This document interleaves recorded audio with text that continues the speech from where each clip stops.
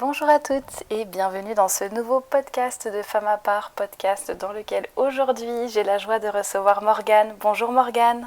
Bonjour Thérèse. Merci d'avoir accepté de témoigner aujourd'hui et qu'on ait cette petite discussion toutes les deux qui va certainement parler à beaucoup de femmes et d'hommes d'ailleurs qui vont nous écouter sur la chaîne. Ça va sûrement les intéresser, les inspirer. C'est le but de ces témoignages et de ces entretiens.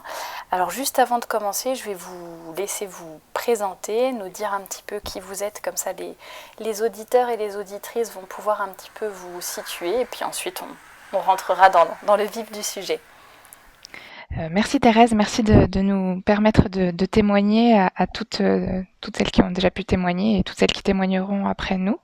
Donc moi je m'appelle Morgane, j'ai 26 ans, je suis célibataire et je suis ingénieure d'études en informatique. Je travaille et j'habite à Lyon pour l'instant, mais je suis originaire de l'Auvergne et j'ai été élevée dans la religion catholique, mais actuellement je ne suis pas croyante.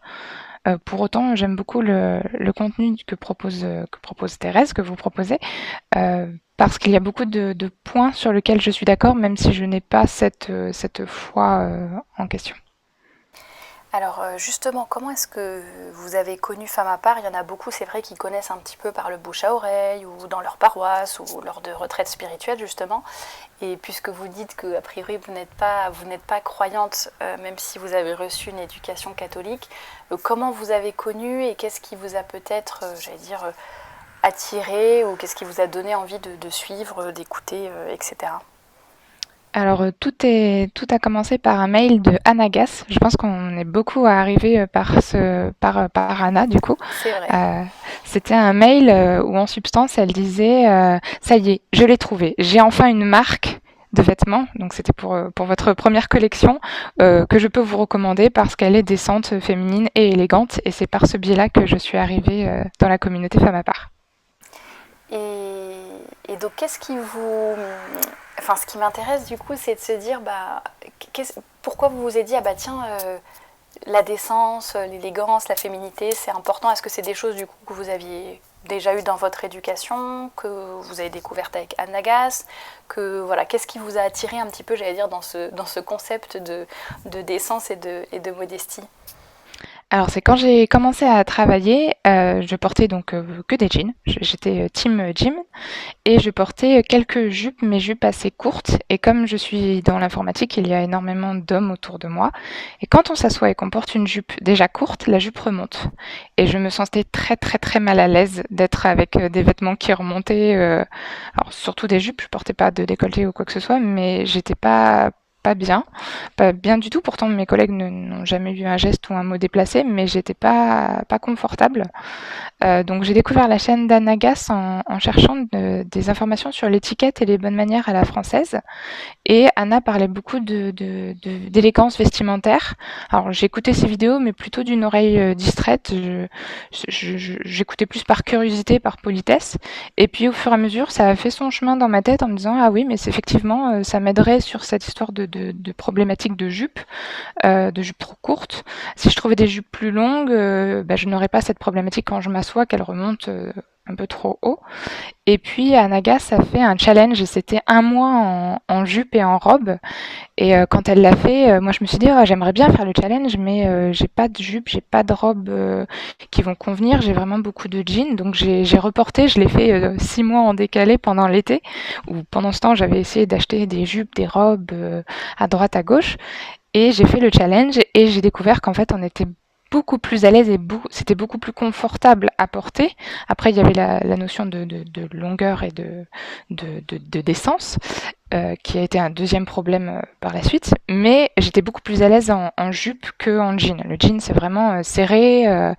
Et la manière dont je m'en suis rendu compte, c'est en semaine, je portais que des jeans. Et en week-end, je restais chez moi et je ne mettais jamais de jeans parce que c'est pas du tout confortable. Alors que maintenant que je vis en jupe et en robe, j'en porte la semaine pour aller au travail, j'en porte chez moi quand je suis en télétravail et j'en porte le week-end quand je suis chez moi à faire de la cuisine ou du linge ou du ménage.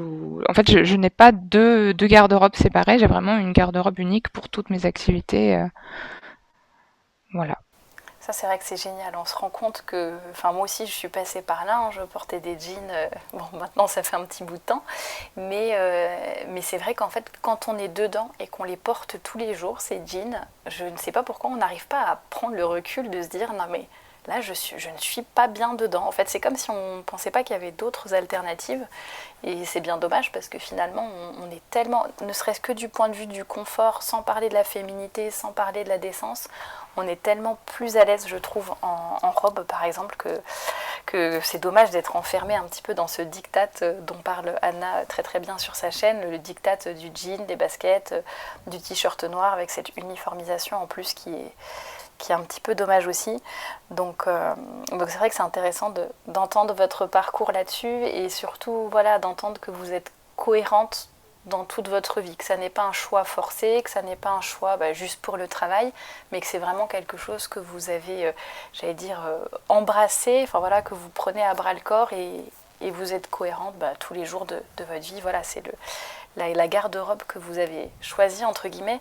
Alors vous parliez de votre travail qui était, enfin du milieu dans lequel vous travaillez, qui pouvait être assez masculin. Qu'est-ce que ça a changé? Parce que vous dites que donc avec votre garde-robe précédente, il n'y avait pas spécialement de gestes déplacés ni quoi que ce soit, hein, que c'est vraiment une démarche de votre part et c'est vous qui étiez mal à l'aise. Est-ce qu'il y a des choses qui ont changé? Est-ce que les gens au travail ont remarqué votre changement vestimentaire? Est-ce que voilà, ça a eu un impact positif ou négatif? Est-ce que vous pouvez nous raconter tout cela? Oui, alors les hommes étaient très très galants.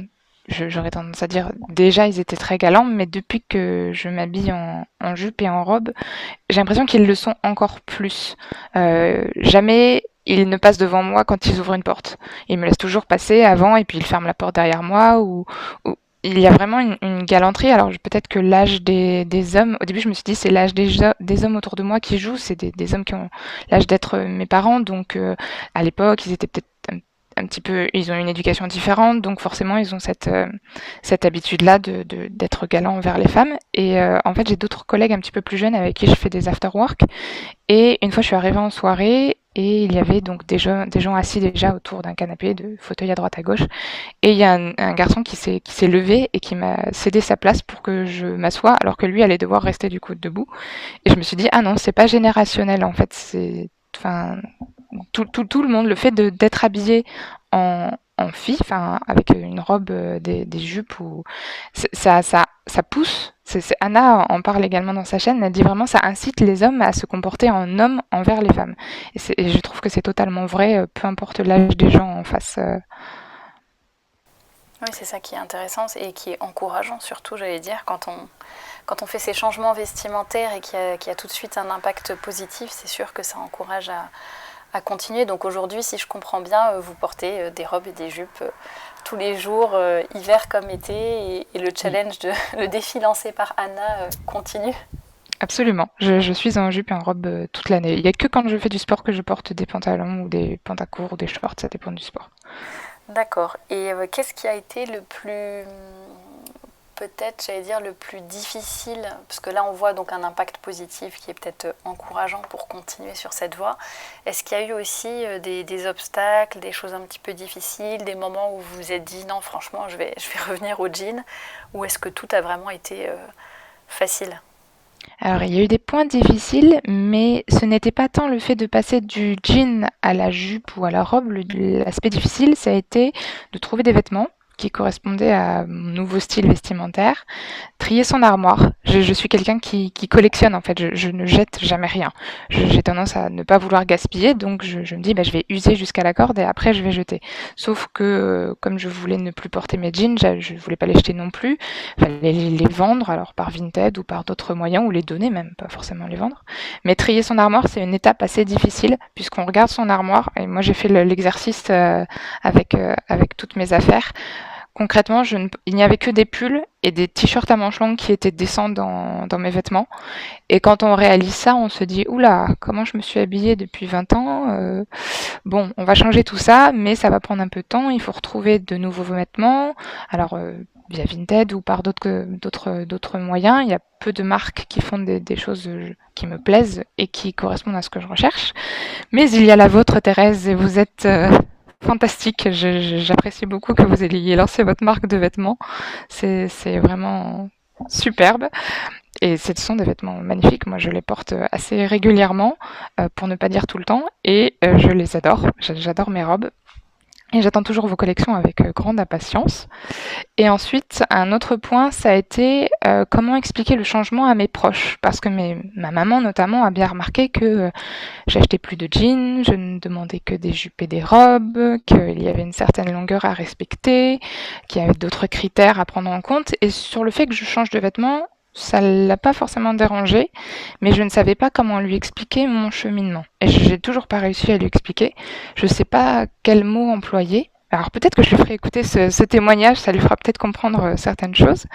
Donc je suis passée un petit peu en diagonale en disant que j'étais pas à l'aise d'être avec des jupes courtes au travail, que je préférais quelque chose d'un petit peu plus long, que voilà, maintenant j'étais un peu plus grande donc je m'habillais un petit peu différemment.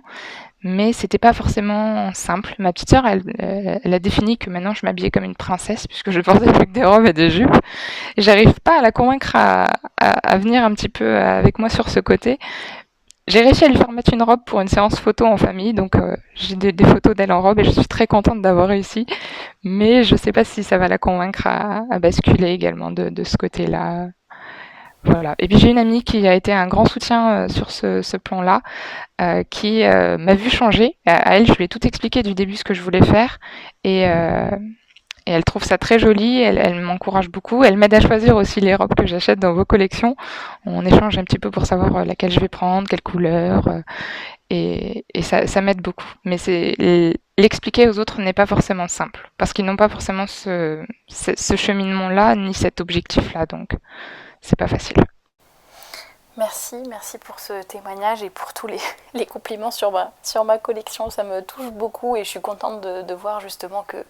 Enfin, ça m'encourage de voir en fait que c'est utile, que ça rend service et que toutes ces filles ou femmes ou voilà d'un peu tous les âges sont contentes et que ça les aide dans leur démarche de vouloir être féminine et élégante. Pour ceux qui nous écoutent, je mets le lien évidemment comme à chaque fois, le lien de la boutique dans la description juste en dessous de cette vidéo si vous voulez aller voir un petit peu ce qui est sur la boutique en ce moment. Et un point qui est intéressant dans ce que vous avez dit, notamment par rapport à votre petite sœur, c'est vrai qu'on ne peut pas toujours convaincre les gens avec des arguments ou quoi, mais je pense que l'exemple est vraiment important. Vous voyez, déjà, elle vous voit comme une princesse, ça c'est quand même super chouette et on se dit, bon, ça peut être encourageant. Et voilà, le fait de se dire sans la forcer, mais en essayant de la motiver, de lui montrer comment vous faites, d'avoir de jolies choses, des choses élégantes, je pense que ça ne peut que porter ses fruits tout simplement et l'encourager. Donc ça c'est vraiment super chouette. Et est-ce que moi ce qui m'intrigue un petit peu en fait c'est le fait de me dire vous n'êtes pas croyante et pourtant il y a toutes ces valeurs qui sont que vous avez, enfin que vous avez envie d'incarner en tout cas dans votre façon de vous habiller. Qu'est-ce qui va vraiment vous motiver? Bon, on a parlé un petit peu du fait déjà de se sentir à l'aise et confortable dans ses vêtements, ça c'est une chose. Mais je me dis quand même, se retrouver devant sa garde-robe, à faire tout ce tri et à se dire je dois jeter ou donner ou vendre, peu importe, enfin je dois me séparer des trois quarts de ce que j'ai dans ma garde-robe, c'est quand même un pas qui est difficile à passer, je trouve. Enfin, moi, en tout cas, ça l'a été pour moi, pour certains vêtements ou certaines jupes, par exemple, un petit peu trop courtes, mais on se dit, non, mais quand même, elle est super belle, elle me va bien et tout. Enfin, il y a certains vêtements, c'est un petit peu dur de se dire voilà, qu'il faut s'en séparer. Moi, je sais que ce qui m'a aidée, c'était de me dire, allez Thérèse, tu le fais pour le bon Dieu, tu le fais pour la Sainte Vierge, et voilà, c'est ça qui m'a un petit peu aidée à me détacher de certaines choses. Et du coup, je me demande, vous, qu'est-ce qui va vraiment vous motiver et qu'est-ce qui fait que presque du jour au lendemain il y a tout qui a changé et que vous avez une démarche qui est quand même pas facile, où il y a des obstacles et plein de choses difficiles à gérer et que pourtant voilà vous tenez le cap et vous continuez dans cette direction. Moi ça m'épate, c'est plutôt une question positive dans le sens vraiment je vous admire. Oh, merci. En fait, vous avez fait une interview avec Anna où elle parlait de son mariage notamment. Et le mariage est quelque chose que j'espère. J'espère un jour je vais pouvoir me marier. Et Anna expliquait qu'elle était très féministe, qu'elle avait peut-être pas une attitude qui convenait enfin elle a changé par la suite. Et je me suis beaucoup retrouvée dans ses propos à vouloir un petit peu tout commander, faire comme ci, faire comme ça. Finalement, ne pas laisser. J'ai eu une relation où je ne laissais pas la possibilité à la personne d'être elle-même et de faire comme elle voulait. Et je me suis dit que, bah, en ayant cette démarche de féminité, d'élégance, d'amélioration à la fois de l'aspect extérieur, les vestimentaire, le comportement, l'attitude, la parole, la diction, j'allais peut-être réussir à trouver une personne, donc un homme dans mon cas, avec qui je souhaitais passer ma vie, et me marier, et avoir une vie de famille, avoir des enfants, et espérer vraiment tout ça par la suite. Et je me suis dit que la première étape, ce serait de me changer moi, puisque je ne me considère pas comme parfaite. Il y a beaucoup de points sur lesquels j'aimerais m'améliorer. J'aimerais être une meilleure version de moi-même. Et cette meilleure version de moi-même, elle passe par ces changements, ces modifications, ces améliorations. Je le fais pour moi, dans l'espoir d'un jour rencontrer quelqu'un avec qui j'aurai des valeurs communes et je pourrai passer le reste de ma vie. Ouais, c'est là qu'on voit que l'apparence, enfin le côté extérieur, visible, est vraiment lié aussi à beaucoup d'autres choses et qu'un changement vestimentaire finalement à la fois suppose et en même temps a pour conséquence de provoquer finalement d'autres changements dans la vie. Et c'est ça qui est beau, c'est d'être cohérent entre ce que l'on va montrer et ce que l'on va être, et avoir cette démarche aussi de toujours vouloir s'améliorer et être sa meilleure version, comme vous l'avez dit, et tendre toujours à la perfection, même si la perfection n'est pas de ce monde, mais en tout cas au moins essayer de toujours donner le meilleur. Ça, c'est vraiment une belle démarche. En tout cas, bravo à vous. Et, et justement, qu'est-ce que vous pourriez, parce que vous avez quand même un parcours, j'allais dire, un peu atypique, enfin, on l'a vu sur certains points, le fait de, enfin atypique, dans le sens où, voilà, travailler dans un milieu masculin, etc., par exemple, ou être un petit peu peut-être seul dans votre entourage proche à avoir cette démarche vestimentaire, qu'est-ce que vous pourriez conseiller aux personnes qui vont nous écouter? Quels conseils vous aimeriez leur donner pour toutes ces personnes peut-être qui soit n'osent pas se lancer, soit ne voient pas l'intérêt, soit se sont lancées mais ont peut-être un petit peu de mal à persévérer? Qu'est-ce que vous pourriez leur dire? Alors moi, j'aurais deux points sur lesquels j'aimerais donner un conseil, si je peux me permettre. C'est le fait d'écouter des vidéos ou de regarder d'écouter des podcasts ou de regarder des vidéos, même avec des personnes qui n'ont pas forcément toutes les mêmes façons de faire que nous. Je vais prendre votre exemple, Thérèse, vous êtes croyante, moi je ne suis pas croyante, je regarde vos vidéos, j'écoute vos podcasts, j'adore de tout ce que vous faites, pourtant je ne suis pas d'accord avec vous sur certains points, mais dans un certain sens, ce n'est pas grave.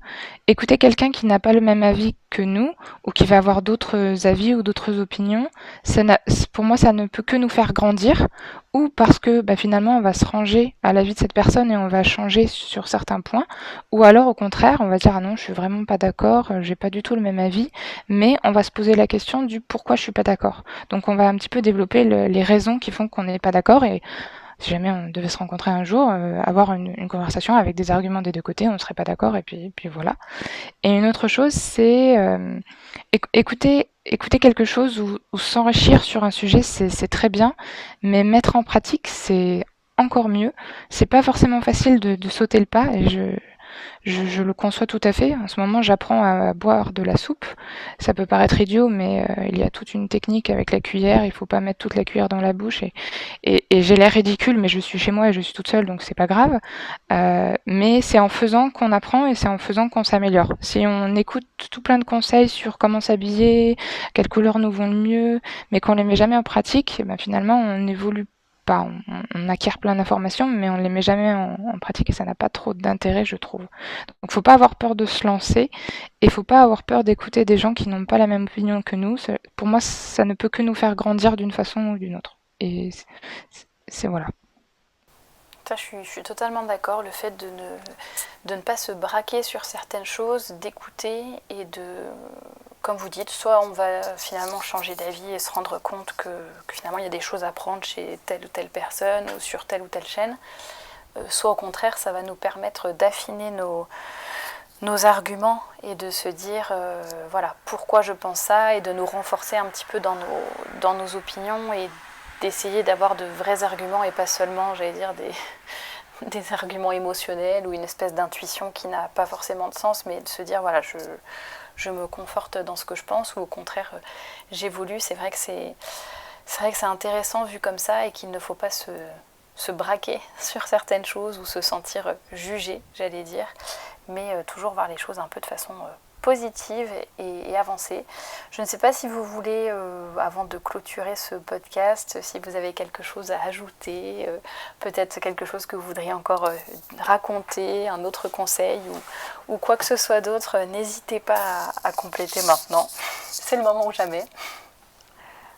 Je ne vois pas plus de choses à dire encore. J'ai l'impression d'avoir déjà parlé énormément, alors je ne veux pas. Non, c'est vrai que ça a déjà été un échange très, très intéressant. En tout cas, merci beaucoup d'avoir accepté de témoigner, Morgane. C'était un bon moment, et je suis sûre que votre parcours et tout ce que vous avez vécu, tout ce que vous avez fait va inspirer des femmes, et pourquoi pas aussi certains hommes qui nous écoutent. Donc, merci infiniment. Merci à vous de m'avoir permis de venir témoigner sur votre chaîne. Et pour toutes les autres, n'hésitez pas à regarder sous la chaîne en description, je vous mets les liens vers tous les réseaux sociaux pour vous abonner à la newsletter également. Si vous voulez commander mon livre, n'hésitez pas, tous les liens sont en description.